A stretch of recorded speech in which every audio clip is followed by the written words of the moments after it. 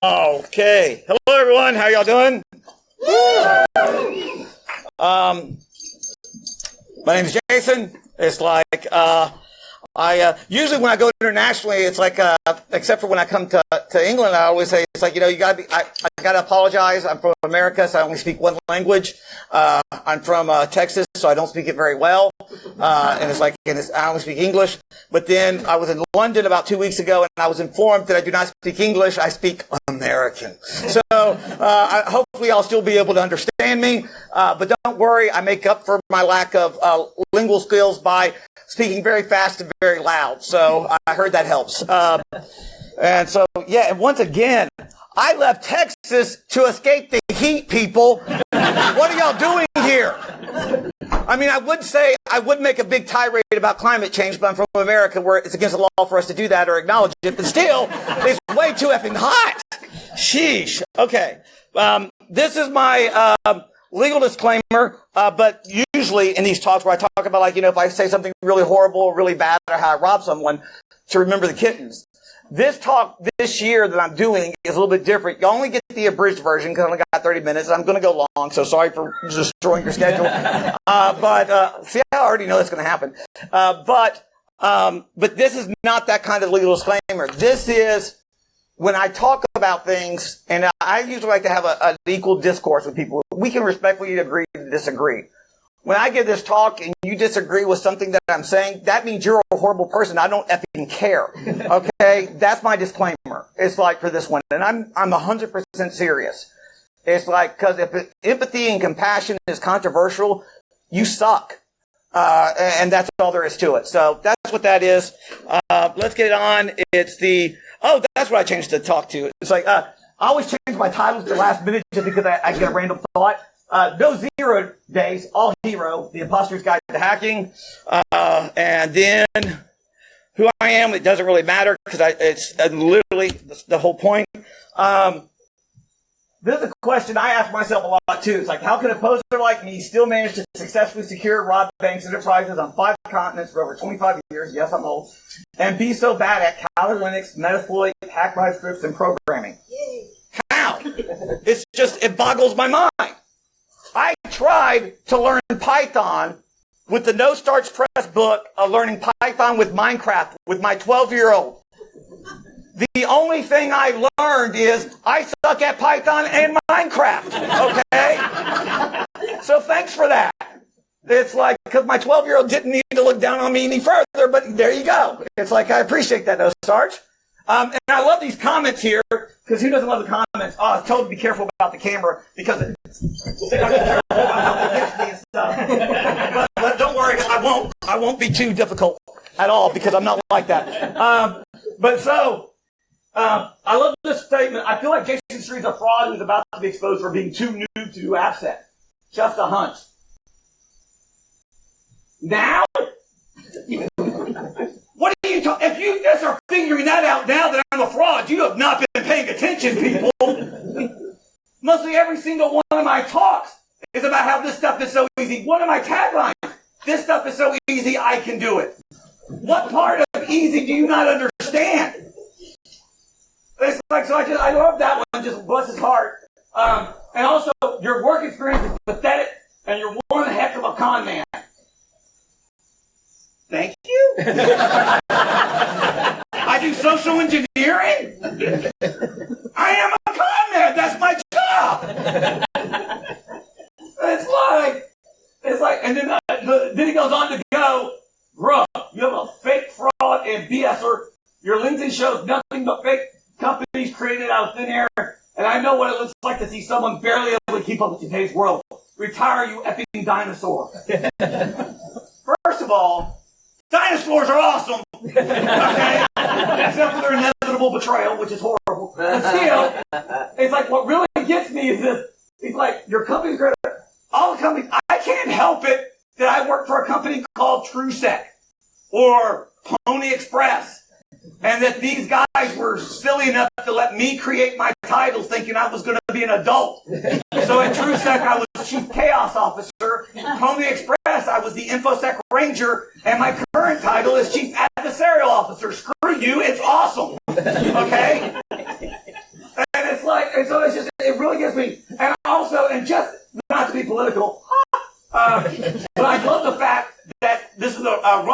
that's talking about this, and I know for a fact that Russians are a little upset with me, and that's okay. And I want to make it perfectly clear. It's like that I have friends in Russia that are like suffering right now because they're protesting the illegal invasion of Ukraine. No one got upset when I protested the illegal invasion of Iraq that America did. It's like I'm not upset with Russia, I'm upset with Putin. That's what I'm going after. It's like, stop Ukraine. It's like, that's the whole point. We have to stand up when something's wrong. We have to say it. It's like, so, exactly. So, that's the whole point. We need to do that. So let's go and start looking at some of these fake hack things that I do. You know, one, I take an OMG cable that I bought off the internet, because, you know, like any respectable hacker will do. This data blocker, OMG, these 3 cables, and I have these, and if you're willing, I can plug it into your computer and show you, just so I'm not hacking you. It's like, but I can show you the payload. It's a simple open that opens up a script. And this is the whole point. So I take the OMG cable, then I take my hearing aids. The only time I use these hearing aids, when I'm wearing my AirPod Pros, I'm not trying to drown you out most of the time. It's like they're in hearing aid mode, because those are my actual day-to-day hearing aids. I only use these hearing aids when I rob people. For actually my real hearing aids, I'll be in a suit, looking all professional, and I'm like, can I charge the hearing aids on your computer because the power on the wall is too powerful? What monster is not going to let me charge my hearing aids? I plug it in, and then it's game over. You're compromised. All right, so all I do is just plug this in, and it will attack my computer? Just plug it in. Wow. All right, let's see what happens. No one's touching the keyboard, nothing up our sleeve. Look, you just opened something. Oh man, it's like typing all this stuff on here. If I really charge those hearing aids, you can take the data from my computer? I can take all the data from your computer. I can take your identity. I will have all your stored passwords. I will have all your surfing history. And while you're still on the machine, I can still control it without you even realize it. I can find information, just pound your social medias to like be able to call the bank, give them the password reset questions that you probably have. We'll see that later. Change the story and make them actually reset passwords. I have done that over the phone. So basically, you can ruin someone's life because they decided to plug in a single charging cord. I can ruin someone's life. I can destroy a company based off these kind of attacks. That's from a show on YouTube. It's like the guy's a little weird, but, you know, it was like, whatever. It got some information out there to people. So that's an attack. I get shell with that. Does that mean, but am I still a hacker? Because I didn't do anything except for buy a cable and utilize something that's not normally used one way. I looked at what everybody said, this is what this is supposed to be, and I did something different with it. Let's go to the next one. I got a drone, I got a phone a friend, and bad piloting.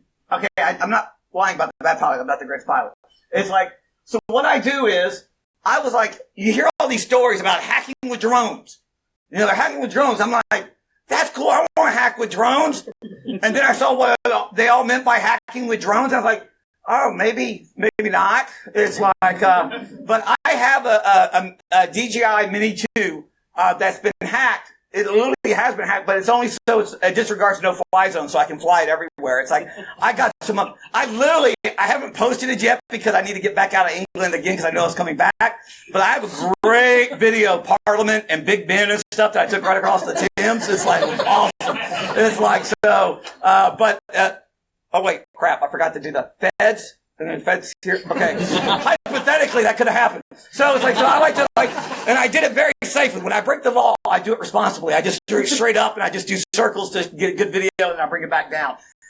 So I was like, how could I hack with drones? And then I had an idea. Why not just use curiosity? Security guards are hardly trained for anything except for security incidents, right?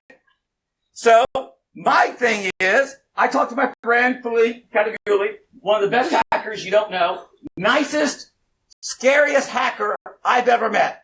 He tapped Fiverr between 2 banks just to show that he could because they said it wasn't possible. Okay? He's awesome, and no one knows who he is. It's like, which is a travesty. So I asked him to create a program for me. It's a small little malware package. It's got a movie DJI 001 something.mov. And that's on the micro SD card of my drone. And there's also a DOCX file which, has got to be totally harmless. It's from Microsoft.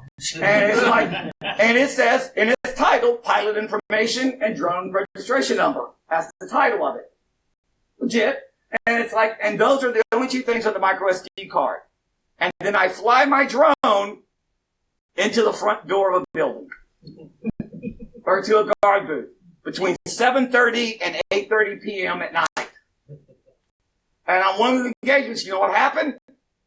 Security guard finds a drone, crashed into the door of the lobby. This is sus. This is like, I got to go figure out what's going on. So it's like it goes, and as a good security-aware person, it's like, oh, I'm going to find out who this person, this rascal is. I'm going to get him. They use a USB-C cable that it's got USB. Let me plug that in to our security computer with all the access controls and everything in it. And let me check to see. Oh, there's 2 files. Move it. Where did he come? Where did he start? I bet you it shows where he came. Let me click on that one.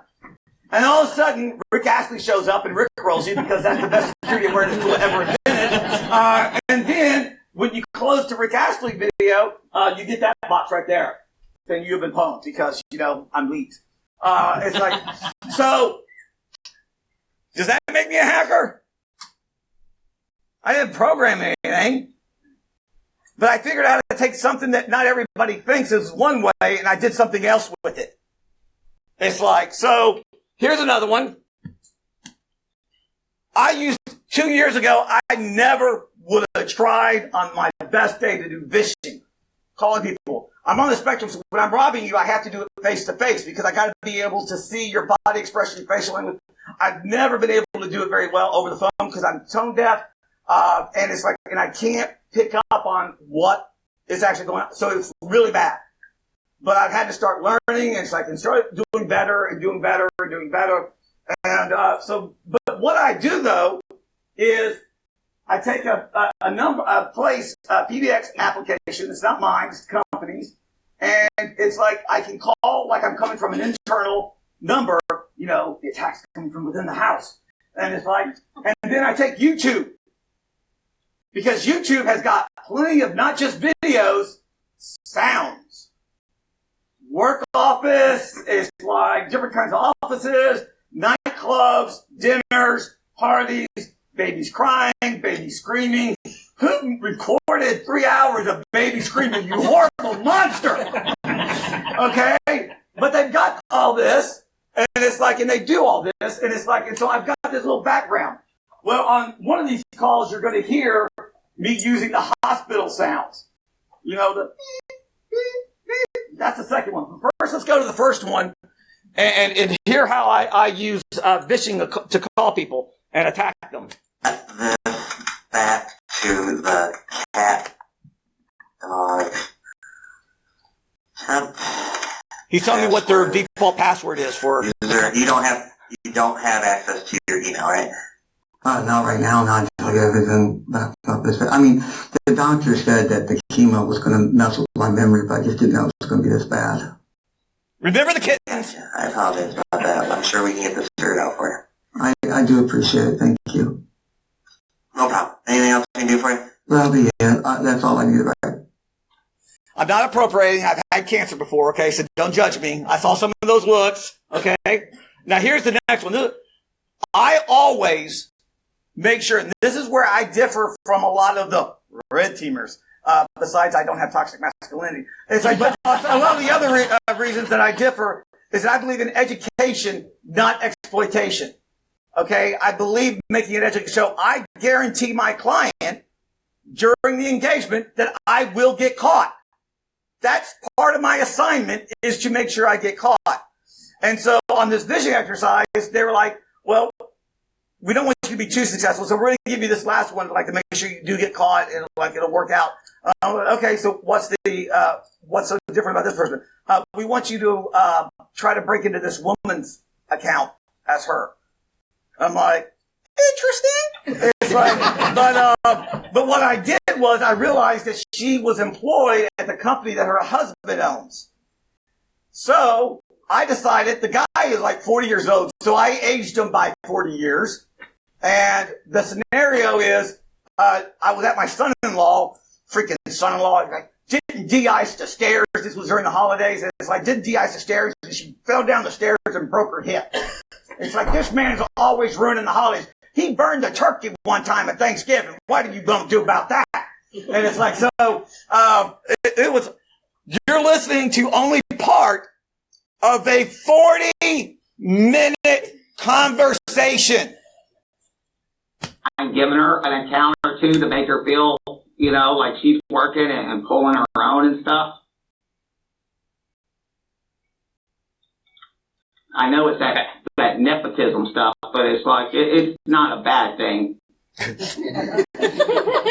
I'm working with security on this to see what we can do, at least for your wife's account. That being said, I still want you to try and log into VMware and see if you can find that file anywhere in the shared drive. If it's in the S drive, you would have access. Alright, where is the VMware? Do you see a green and white cloud icon on there? The cloud's blue. It's a OneDrive. Not that. We want VMware Horizon. Is there a search bar that you can see anywhere where you can type in VMware Horizon? The search bar. Where is that? Is that on on the browser, like Google? You want me to Google it? No. So on the very bottom of the screen, there should be like a box that has like a magnifying glass on it. Do you happen to see that? Yeah. The magnifying glass. I see that. Yeah. Click on that, and I want you to type in VMware in that. VMware. Okay. Open that up. It's not show. It's showing me a website. I could have done that in the Google. Okay, so we don't want the Google. We want the actual VMware. It should be a green and white cloud icon. If you don't see that, No. So let's take a moment. The MVP, the real celebration of this whole talk was him. He was amazing. 40 minutes. Never lost patience. Was professional, courteous, empathetic, and did not deviate from security policy. And if you're not celebrating the successes of your clients when they do the right thing, you suck. Because that's what it's about. Red teaming is not breaking and finding vulnerabilities. That's not your job.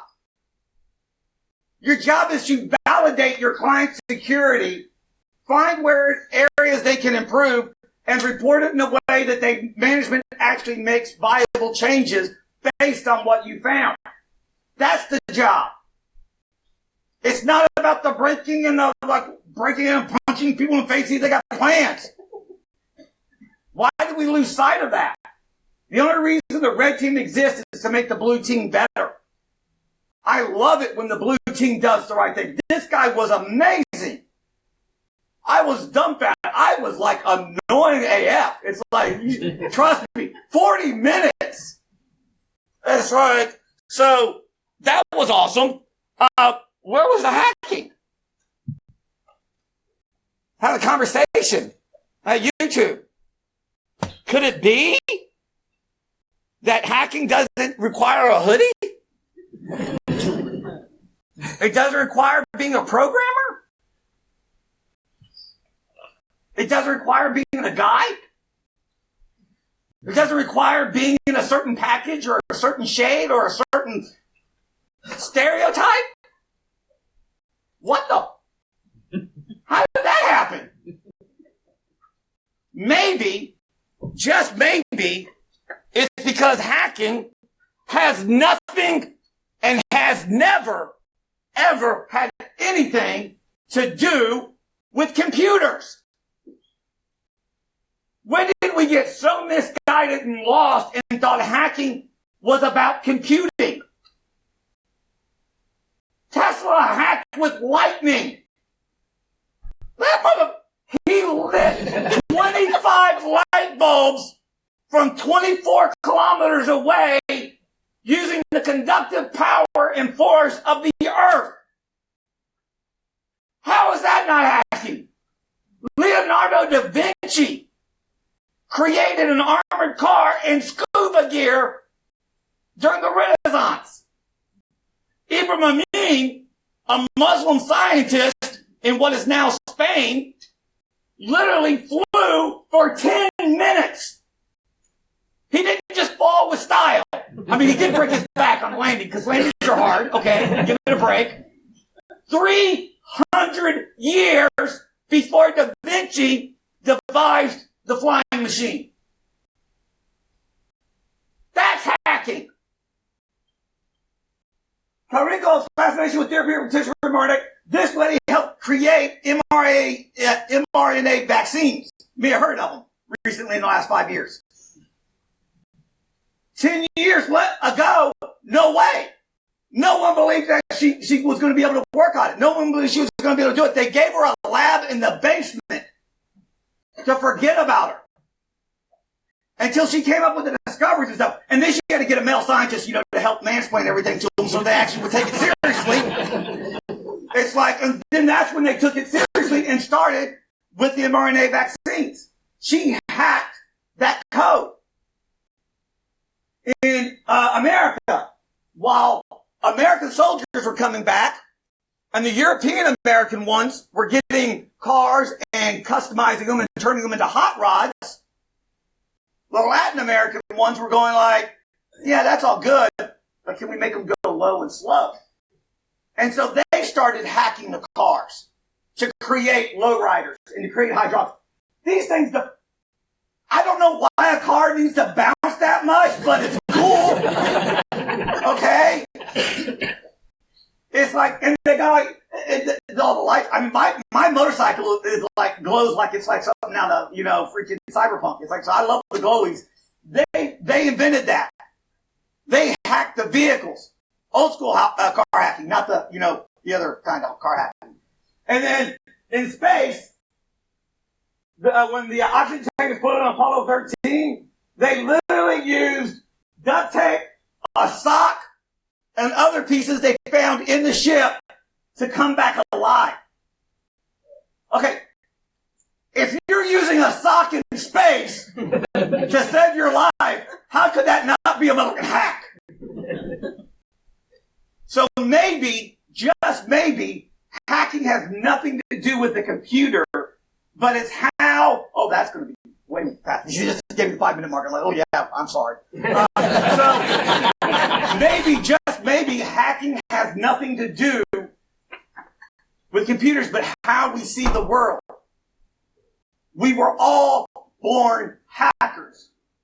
Every single person that you've ever met was born a hacker. Look at a 3-year-old. What is their main defining characteristic? Why? Why is it doing that? Why is it doing that? It sounds like that guy, the fish, the bird from Finding Nemo. Why? It's like, why is this guy like that? Why does he look like that? Why can't we go that way? Why are we doing this? It's like, I want to go and look at that. That's a castle up there. I want to climb up there. Can we go and find a way to climb up there? The inquisitiveness, the imagination, and the innovation of a 3-year-old. If that doesn't get destroyed in you through your peers and your institutionalized schooling and your family, by the time you're in your 20s, congratulations, you made it to be a hacker. Because that's basically all it is retaining that 3-year-old sense of curiosity and innovation. That's hacking. So never, ever allow some mother to come up to you at a conference and ask you why you're here. Because I'm a hacker, mother. Why are you here? Because that's why we're here. We all qualify. You're here, that means you're a hacker. You're watching this on YouTube, you're a hacker. And also, and I have to be perfectly clear with this, okay? Having an audience doesn't equal having talent. I do not belong on a pedestal. I love jumping out of perfectly working good airplanes. It's a great ride. Okay, well, or fall. But still, the biggest heights I've ever been afraid of is the one on a pedestal, because I guarantee you I'm going to fall. You look at social media and you see people like me living this life. That is so made up. My personal life is in shambles right now. You do not want to look at that. Okay? But you come and I hear everybody say, and I hear so many times, I hear people say, oh man, I wish I could have your life. And I was like, well, you'd have to survive the first 25 years of it. It's like, you know, and when I say survive the first 25 years, I survived my first murder attempt when I was 10. Second one was around 16 or 17. So it's like, well, you had to survive it, okay? Only the toughest got out of that house. It's like, so that's the key thing. You don't know what the backstories are that you're seeing online. Just because this person is on stage doesn't mean they know everything. It doesn't mean they have an answer for everything. It doesn't mean you're supposed to be or like want to be like them. I always tell people, don't be like me, be better. Because you're not trying to compare yourself to another hacker or another research. Because I guarantee you're only racing you from yesterday. That is the only person you need to impress, is the person you were yesterday. So stop this whole thing about like, you know, rock stars and like, oh, this person, like, no. Every single one of y'all should be on this stage after me. And it gets so irritating when you're not. Because every one of you have knowledge to share. And I don't want to hear, it's like, well, I do a lot with inbound, but it's like, you know, they've had so many inbound talks, and like, I've seen a whole bunch of inbound. So, Theodore may give great inbound talks since he created it, but I guarantee you, it's like, those aren't the best videos out there on learning inbound. No offense to Theodore. He's a great guy. But no. And it's like, you need to understand, you can look at my talks, get inspired by it, and do a talk almost exactly like I saw this once at a conference. And the guy was like, is he giving you a talk? And I'm like, no. He was inspired by myself, and he's doing one, and he is going to resonate with audience members that I never would have connected with. And that's the point. You don't know about how you bring it, and your perspective that you bring to a subject will help affect and educate others where I wouldn't have been able to reach them. Or another speaker on the same topic wouldn't have been able to reach them. So the biggest gatekeeper you're dealing with is you. Because honestly, once again, that's the only one that matters. We're hackers. Screw the gate. Jump the fence. Go under the fence. It's like Neo. There is no spoon. There is no gate. Okay? So don't gatekeep yourself thinking that it's like, oh, I can't do this or I can't do that. Yes, you can. That's what these B-sides are about. And also, remember, it's about opportunity, people. Stop acting like we're special. I have been blessed with a lot of opportunities. But I guarantee you that there are freaking scientists that could cure cancer, that could actually find solutions for renewable energy, and we're never going to hear it because they're stripping boats off the coast of Africa. Or they're working in a farm outside of Mumbai. And the only reason is because they weren't given the opportunity. That's it. You got lucky. You won the geopolitical lottery, and you got in a place where you could actually thrive and you could deal and you could become into the situation where you can get into this community. But don't think there's not 200,000 people that didn't get that opportunity that are just as qualified. And some of them might be out here working, it's like as a janitor. I was a janitor for 2 years at McDonald's. It's on my website and my bio because I'm nothing proud of it. 2 years in a row, we got cleanest restaurant in the Southeast Texas region because I was an awesome janitor. I didn't want to be a janitor for all my life, but if you're going to do something, you do it right. And so I took pride in that. Because there's nothing wrong with it. Until I got opportunities to do something different. And when you get those opportunities, make it matter. 2 amazing hackers who are no longer with us. One, Kaminsky, who died naturally through natural causes, and literally helped save the internet and did the right thing day in and day out, online and offline. An amazing man, an amazing human, and I don't say that lightly, on humans, but it's like he was good for a human. And he was also a wonderful hacker and friend. Aaron Swartz, never met him. He died because the government hounded him to death because he also did the right thing. But his right thing also wasn't what everybody wanted to consider to be right. So he was hounded by the government for trying to make information free. He gave his life to that cause because he believed in it. He stood up. Every single one of us in this day and time is required to stand up now and have your voices heard. If you think that you're comfortable and you don't want to risk that comfortability because you don't want to voice what is right, shame on you.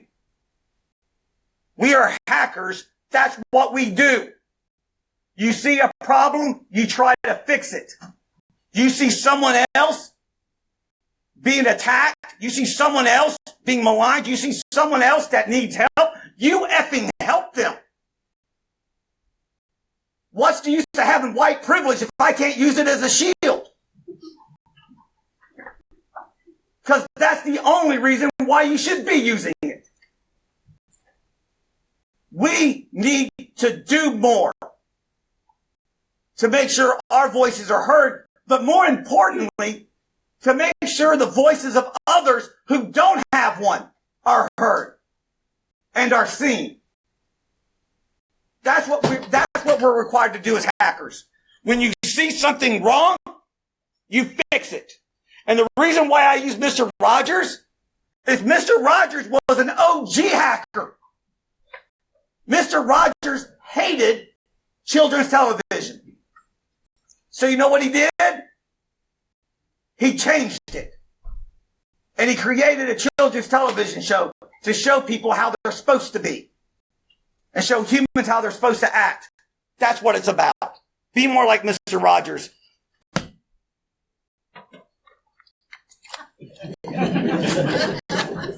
Oh, I ain't joking. I'm done.